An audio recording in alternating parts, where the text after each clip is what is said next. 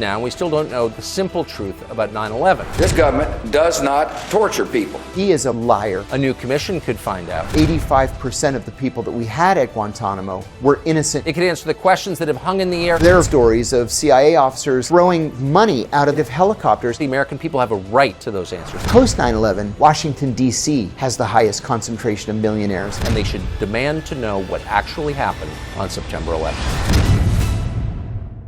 It's been more than 20 years now, and we still don't know the simple truth about 9/11. This government does not torture people. He is a liar. A new commission could find out. 85% of the people that we had at Guantanamo were innocent. It could answer the questions that have hung in the air. There are stories of CIA officers throwing money out of helicopters. The American people have a right to those answers. Post 9/11, Washington, D.C. has the highest concentration of millionaires. And they should demand to know what actually happened on September 11th.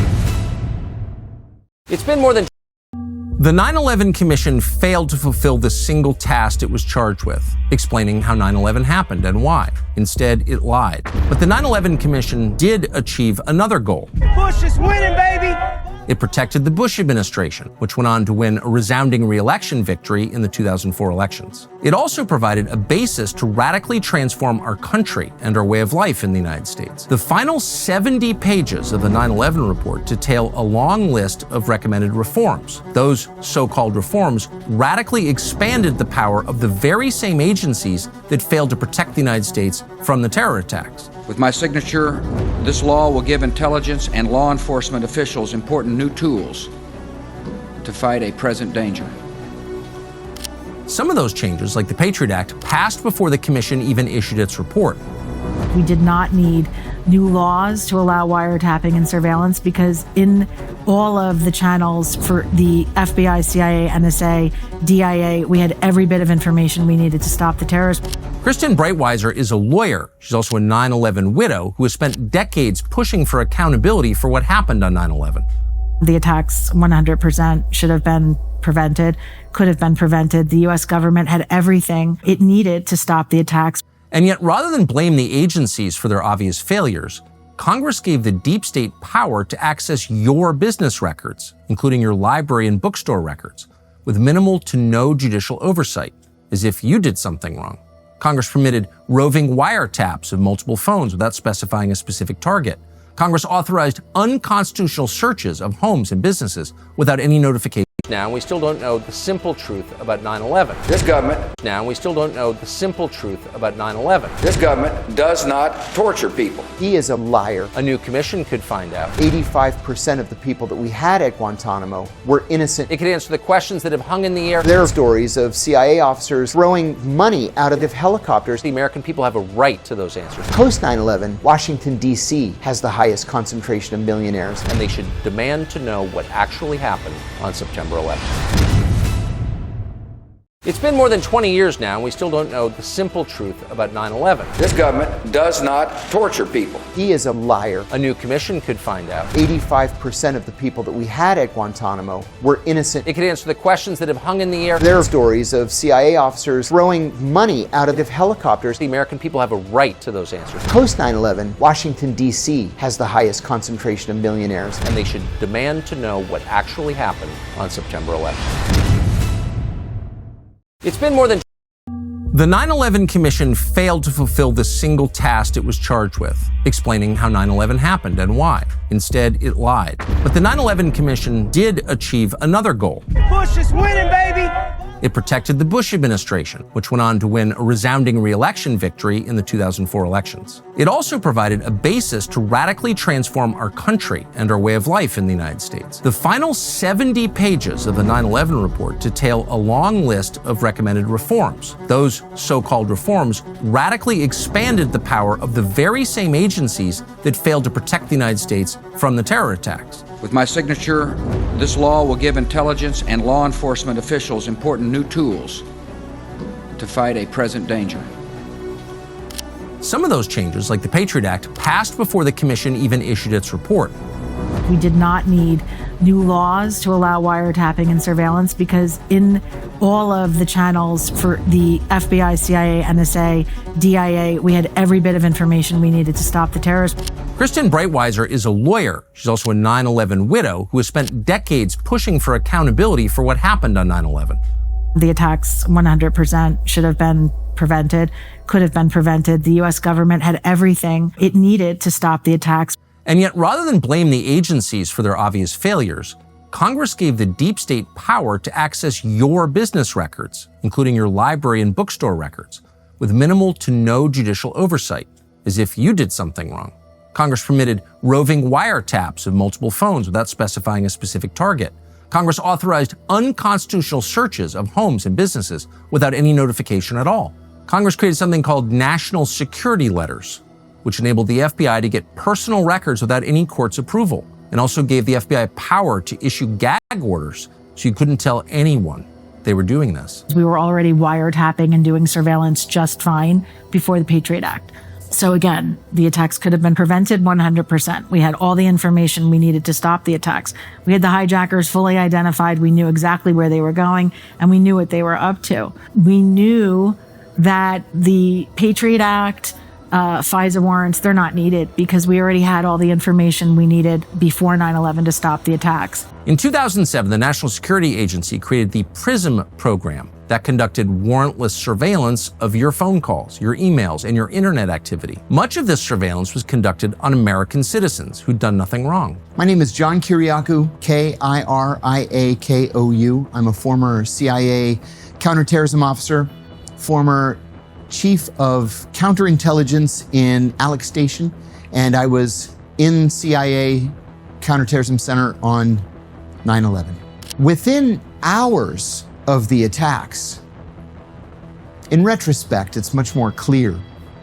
The CIA changed from an intelligence service who saw its job as recruiting spies to steal secrets and then to analyze those secrets so policymakers could make the best informed policy, to a paramilitary organization whose job it was to capture and or kill anybody who could pose a threat to the United States. I went to Pakistan as the chief of CIA counterterrorism operations in January of 2002, and I was given no specific orders. So on my very first day in Pakistan, I went to see the station chief, and I said, "What do you want me to do?" And he said, "I want you to come up with a plan to take down a terrorist safe house." I went back to my desk with a legal pad and thought to myself, all right, what would I do to take down a terrorist safe house? And I wrote at the top of the page 0200 because I would want it to be dark. And then I thought, well, 9/11 is still an open criminal investigation, so I'd have to invite the FBI along, and I would have to invite the Pakistani intelligence service because, after all, it's their country. Intelligence that was gathered from detainees was obtained through illegal torture, justified by a 2002 DOJ torture memo, which greenlit the use of waterboarding, stress positions, sleep deprivation, and small space confinement for interrogations. Think of it this way. In 1946, we executed Japanese soldiers who had waterboarded American prisoners of war, right? Waterboarding was a death penalty crime. In January of 1968, the Washington Post ran a front-page photograph of an American soldier waterboarding a North Vietnamese prisoner. On the morning that that picture was published, the Secretary of Defense, Robert S. McNamara, ordered an investigation. The soldier was arrested, he was charged with torture, he was convicted, and sentenced to 20 years at hard labor at Fort Leavenworth. The law never changed, but somehow in 2002, like magic, the George W. Bush administration's attorneys at the Justice Department, the CIA, and the National Security Council decided we didn't have to pay any attention to that law. And because we were the good guys, we could do anything we wanted. And that's how the torture program came to be. The CIA set up secret black sites to conduct torture around the world. There were sites in Afghanistan, Poland, Romania, Thailand, and many other countries. Many of these places were so secret that the presidents and prime ministers of the countries that they were in had no idea that there was a secret CIA prison in their country. These were handshake deals between George Tenet, the director of the CIA, and whoever happened to be director of the intelligence service in those countries. And the reason why there were so many of them was not because we had so many prisoners that we needed multiple locations. It's that word was bound to leak out that these places existed. And so if word leaked out about prison A, well, by then all the prisoners had been moved to prison B. Most of what we know about the al-Qaeda plans for 9/11 was obtained through torture. The part of the commission's report that talks about the plot, the actual story of how the hijackers met, how the plan was devised, comes from quote unquote questioning of Khalid Sheikh Mohammed and Ramzi bin al-Sheikh, who were two detainees that were in custody. It was based on torture. Anyone who knows anything about torture knows that any information gleaned through torture is not reliable, it's not credible. The CIA knew full well that the information it was gathering wasn't credible. Detainees made false confessions under pressure. Those detainees included 9/11 mastermind Khalid Sheikh Mohammed. Khalid Sheikh Mohammed is probably the best example here. He confessed to, for example, murdering Daniel Pearl. Daniel Pearl was a Wall Street Journal reporter who came to Pakistan in early 2002. He was there to meet with a Pakistani extremist with whom he had been emailing for about 6 months. He went on to do the interview, and months later, his head was found in a vacant lot and his torso was found on the other side of town. Well, we know who killed Daniel Pearl. He was arrested. He confessed. He pointed the Pakistani authorities to Daniel Pearl's torso, and he was sentenced to life in prison. But Khalid Sheikh Mohammed, during torture at the hands of CIA officers, also confessed to killing Daniel Pearl. We knew he didn't kill Daniel Pearl, but the torture was so severe, he was telling his CIA interviewers, interrogators, anything that he thought they wanted to hear just to get them to stop torturing him. What was true and what wasn't true? We'll never know the answer to that question. But remarkably, many details of the CIA's torture program are still not publicly acknowledged. They're still secret. Waterboarding has received the most media attention. It's actually quite simple. You strap a prisoner to a board. His feet and legs are elevated compared to his face. Cloth or burlap or something is put in his mouth to keep him from drowning. And while his head is immobilized, water is poured on his mouth. So of course, water is going to get through the cloth and get down your throat, and it makes you feel like you're drowning. It causes panic. You tense your muscles to the point where it becomes painful. And in the case of one prisoner, Abu Zubaydah, Zain al-Abidin Muhammad Hussein, he actually did drown. His heart stopped beating, and he had to be revived by a CIA doctor performing CPR so that he could be tortured more. I never thought waterboarding was the worst technique. I thought that there were others that were worse. Now, the easiest technique was called the attention grasp. You grab somebody by the shirt and say, "Answer my questions." That's not torture. The second one was a slap on the belly called the belly slap.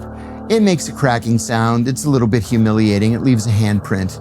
It's probably not torture. The third one was a slap across the face. That's humiliating, but again, reasonable people can agree to disagree about whether it's torture. But then they got progressively worse. The next one was called walling, where you roll a towel and put the towel around the prisoner's neck, and then you slam him repeatedly into a plywood wall. The plywood has a little bit of give, and the towel ensures that the prisoner doesn't get whiplash. But the CIA never used a towel, and the wall was made out of concrete block. And so they did such damage to prisoners that several of them have permanent traumatic brain injury and are unable to participate in their own defenses. The Justice Department never said you could smash somebody's head against a concrete wall until his brain was jelly, but that's exactly what the CIA did. There were others that were even worse. One was called the cold cell, where a prisoner is stripped naked. He's chained to an eye bolt in the ceiling, so he can't get comfortable. He can't sit or kneel or lay. He's standing 24 hours a day. The cell is chilled to 50 degrees Fahrenheit, and then every hour, a CIA officer goes into the cell and throws a bucket of ice water on him. Now, we murdered prisoners using that technique. And again, the Justice Department never said, feel free to just murder these people by freezing them to death and giving them hypothermia. That's exactly what the CIA did. There was another one that was actually quite controversial, and that was sleep deprivation. In the now unclassified legal memo in which Defense Secretary Donald Rumsfeld signed off on counter-resistance techniques at Gitmo in interrogations, Rumsfeld responded to the sleep deprivation technique by saying, I stand at my desk for 8 to 10 hours a day. Why is standing limited for 4 hours? But the CIA wasn't talking about keeping people awake at their stand-up desks for 24 hours. What they would do to these prisoners is, again, strip them naked, chain them to an eye bolt in the ceiling, with industrial strength lights on them 24 hours a day, and death metal blasting at a volume of 11, 24 hours a day. They went crazy after a few days of that and then just began to die. Publicly, the Bush administration pretended none of this was happening. They lied. This government does not torture people. I said to my wife, who was also a senior CIA officer, he is a bald-faced liar. He is looking the American people directly in the eye, and he's lying to them. We've got a new partner. It's a company called Cowboy Colostrum. It's a brand that is serious about actual health, and the product is designed to work with your body, not against your body. It is a pure and simple product, all natural. Unlike other brands, Cowboy Colostrum is never diluted. It always comes directly from American grass-fed cows. There's no filler, there's no junk. It's all good. It tastes good, believe it or not. So before you reach for more pills for every problem that pills can't solve, we recommend you give this product, Cowboy Colostrum, a try. It's got everything your body needs to heal and thrive. It's like the original superfood, loaded with nutrients, antibodies, proteins, help build a strong immune system, stronger hair, skin, and nails. I threw my wig away and right back to my natural hair after using this product. You just take a scoop of it every morning in your beverage, coffee, or a smoothie, and you will feel the difference every time. For a limited time, people who listen to our show get 25% off the entire order.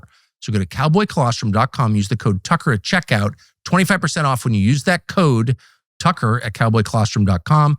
Remember, you heard it here first. In October of 2001, a CIA officer, and it's still unclear after all those years who that person was, introduced two outside psychologists, James Mitchell and Bruce Jessen, to the director of the CIA. And they pitched to him over this dinner their idea of enhanced interrogation techniques. They wrote this up as a memo that was referred to the CIA's covert action staff. The covert action staff approved it and sent it to the CIA General Counsel's office. The General Counsel liked the idea and sent it to the Office of Legal Counsel at the Justice Department.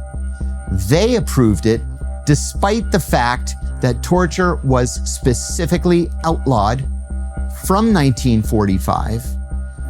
They approved it and sent it to the National Security Council General Counsel. After his signature, it went to National Security Advisor Condoleezza Rice.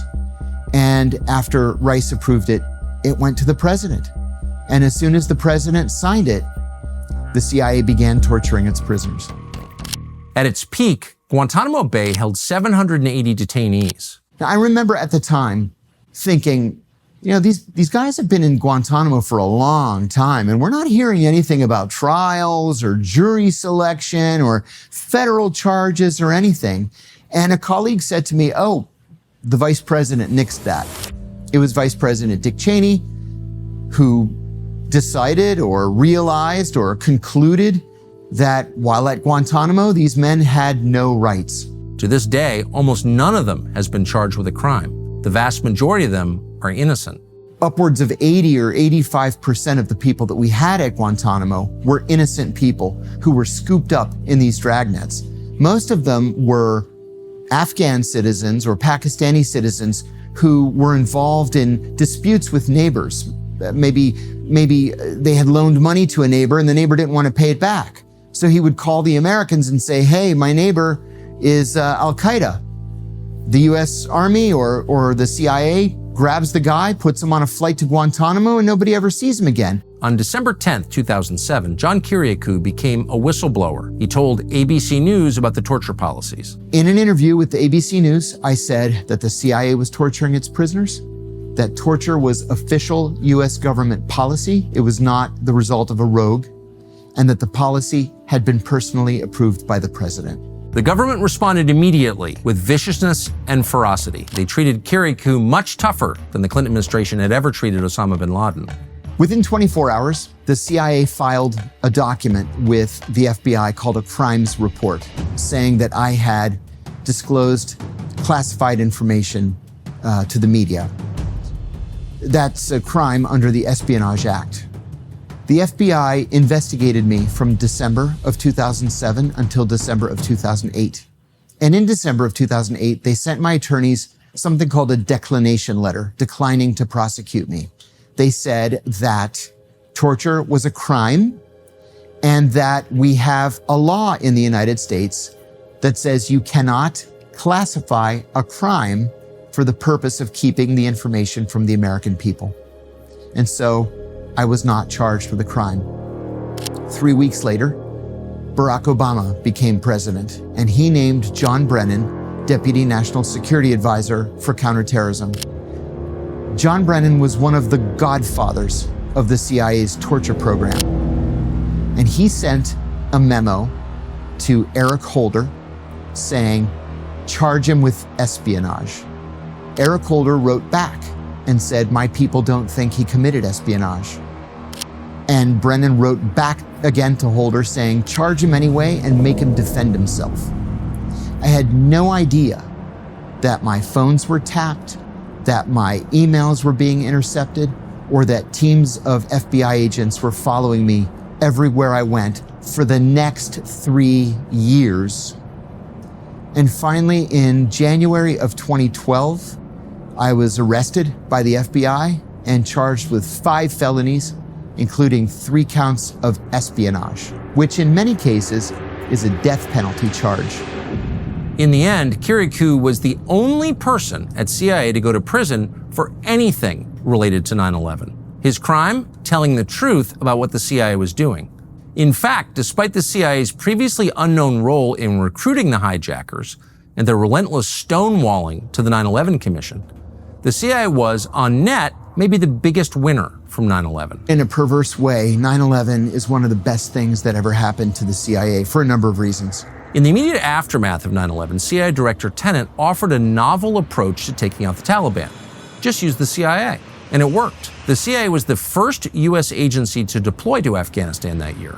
A paramilitary team called Jawbreaker arrived in Afghanistan on September 26, 2001. The first handful of teams that were sent to Afghanistan were sent there specifically to liaise with the Northern Alliance, to push the Taliban out of power, and to capture or kill every al-Qaeda fighter they could encounter. That extended then to Pakistan by the end of the year 2001. The context here is important. After the end of the Cold War, it wasn't exactly clear what the CIA would do. They'd spent 40 years fighting the Soviets. What next? In the mid-90s, President Bill Clinton, who was really no fan of the CIA, cut the CIA's budget. And that was the first time that the CIA had had a budget cut since the Carter administration in the late 1970s.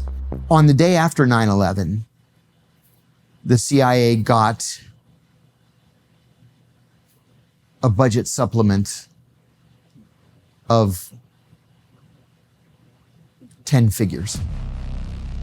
The amount is still classified, but I actually went up to the Counterterrorism Center chief, Kofor Black at the time. This was about 5-6 days after 9/11, and I said, Kofor, I have an idea for an operation that I want to put past you. And he put up his hands and he said, whatever it is, just do it. I have so much money, I can't possibly spend it all. So we all began flying business class all over the world. There are famous stories of CIA officers throwing sacks of money out of the side of helicopters, which gave rise to a joke at the agency that you can't buy an Afghan warlord, but you can certainly rent one.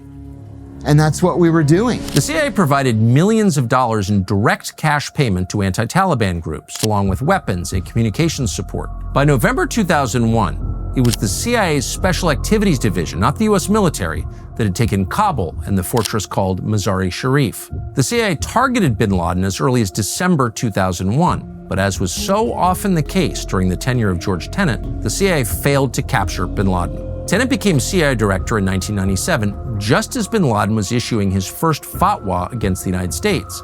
A leader with integrity would have resigned in shame after missing obvious warnings about a major attack.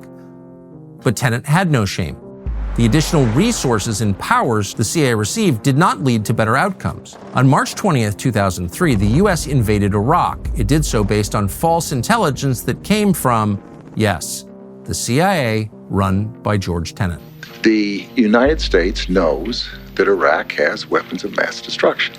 It was all lies. But in Washington, failure is seen as success and rewarded. By 2015, the CIA's public budget had risen to $15 billion, 500% higher than it was in the mid-1990s when they were fighting for post-Cold War relevance. And by the way, that's simply the public budget. Much of CIA's funding remains classified.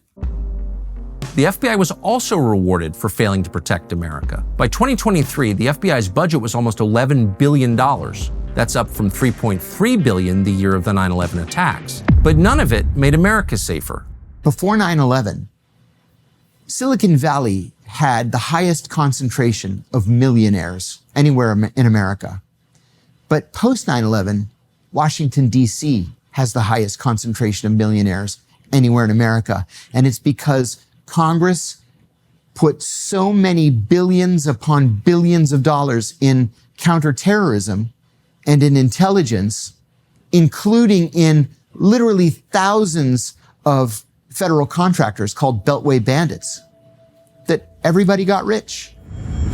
After the attacks, the FBI radically shifted agent resources to its top priorities. Those were counterterrorism and counterintelligence and cybercrime. Traditional crime fighting took a back seat.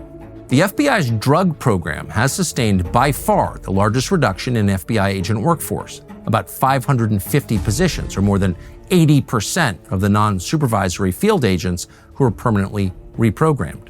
Not surprisingly, this reduction in drug fighting aligned with the deadliest drug epidemic in American history. More than 1 million Americans died. I am not only not a conspiracy theorist, I'm about as far away from being a conspiracy theorist as a person can be. But I'm also a realist, and I made the first half of my career at the CIA as an analyst. And to come to an analytic judgment, you have to look at the evidence. Well, the evidence surrounding 9/11 says that there is a far greater story there than we have been led to believe. Many of the people involved in this story should be in prison today, but of course they're not. That's the real story of 9/11. It's the story of winners and losers. On the day of the attacks, the losers were the 2,977 civilians who were murdered. It was the children who found out their parents weren't coming home. The New Yorkers who witnessed the smoke rising from their city. It was the firemen and cops who rushed into the towers to save those trapped inside and died. In the aftermath of the attack, the losers were the nearly 7,000 U.S. service members who were killed in Iraq and Afghanistan, and the 52,000 who were wounded in action there. The losers are the American people, the rest of us, who lived in a country permanently transformed, stripped of its fundamental constitutional rights. We're $7 trillion poor with nothing to show for it. Abroad, the losers were even more numerous. Nearly 5 million people were killed in the post-9/11 wars, most of them civilian. Entire countries were destroyed. The world was destabilized. And then there were the winners. In the immediate aftermath of the attacks, President George W. Bush enjoyed the highest approval ratings in the history of modern politics. Launch a decade of regime change wars. In 2002, he defied the odds in the midterm elections and expanded his party's majority in the Congress. In 2004, he became the first Republican presidential candidate in decades to win re-election with a majority of the popular vote. When Bush arrived in office in 2000, he was worth about $20 million. Today, some estimates say he's worth more than $50 million. Bush lives in Texas today. He spends most of his time painting and riding his bike. National Security Advisor Condoleezza Rice, who spent most of 2001 ignoring the steady stream of very clear warnings about an imminent terror attack, got a promotion. In 2005, she became the Secretary of State. She received the overwhelming support from the United States Senate. Since then, Rice has enriched herself by serving on numerous corporate boards and is director of the Hoover Institution at Stanford University, where she is a professor. Disgraced CIA Director George Tenet, meanwhile, retired from the CIA in 2004, about a year after he provoked the invasion of Iraq. He got a sinecure as a professor at Georgetown University, not surprisingly. He authored multiple books, and, as so many in the CIA do, he joined the board of directors of multiple defense contractors. Tenet also spent more than a decade at an investment bank.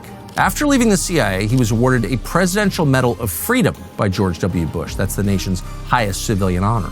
John Brennan, the Saudi station chief who helped the hijackers get their passports, blocked Alex Station from getting basic biographical details about Osama bin Laden, and personally worked to ensure that John Kiriakou ended up going to prison for telling the truth about what the CIA was doing, ended up running the CIA itself. He was appointed by Barack Obama to be director. While running the CIA, Brennan was caught hacking the computers of the Senate Intelligence Committee. Brennan lied about that and never faced consequences for that lie. After leaving the CIA, he played a central role in the Russiagate hoax that dominated Donald Trump's first term. He obtained a sinecure at the University of Texas and became an MSNBC contributor. Cofer Black, who ran the Counterterrorism Center, left the public sector for a successful career as a defense contractor. In 2017, maybe inevitably, he joined Hunter Biden on the board of Burisma, the Ukrainian gas company. Paul Wolfowitz, the Pentagon official who began calling for an invasion of Iraq just hours after the 9/11 attacks, ended up getting the war he wanted.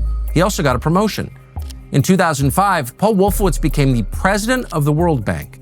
He resigned 2 years later during a corruption scandal. In 2016, Paul Wolfowitz endorsed Hillary Clinton. And finally, there's Philip Zelikow, the man behind the Dishonest Commission report. After finishing his time as executive director of the commission, Zelikow got what he always wanted: more power. His good friend, Condoleezza Rice, rewarded him for the work he did on the commission.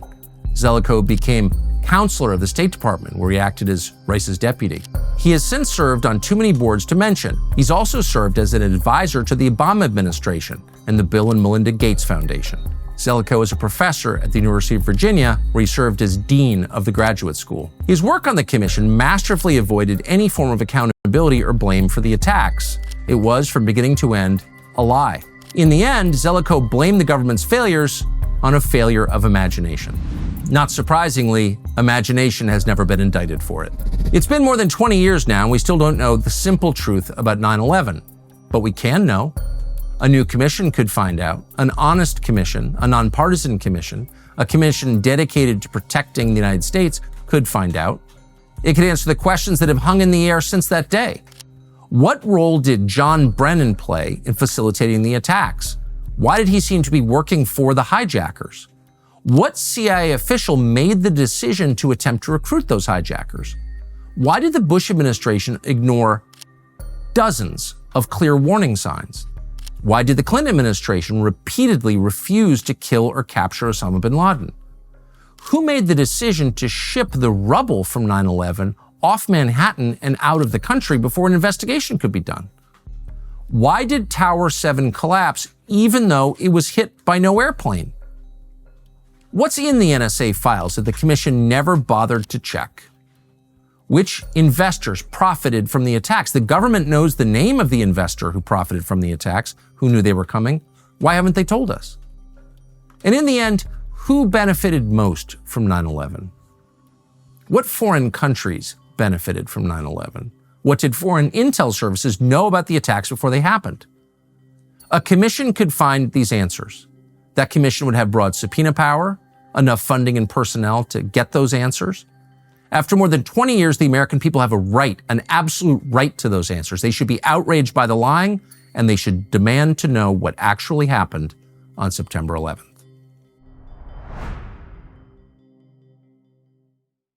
This episode concludes the 9/11 files. Thank you for watching. We made this series because the American people, particularly the families of the victims, but really all of us who lived in this nation that was totally transformed by 9/11, deserve to know why it happened and what exactly happened on that day. None of this would have been possible without the support of our members, subscribers to TCN. For them, we are grateful. We'd still be working at some totally controlled TV network if it weren't for you. So if you're not a member, join us at tuckercarlson.com to unlock our entire library ad-free, get early access to all of our shows and series, plus the 9/11 Files Watch Companion. That's a clear, easy-to-follow roadmap to the evidence that our team uncovered about 9/11. Join us today at tuckercarlson.com. Be part of our fight, ever ongoing, to uncover the truth.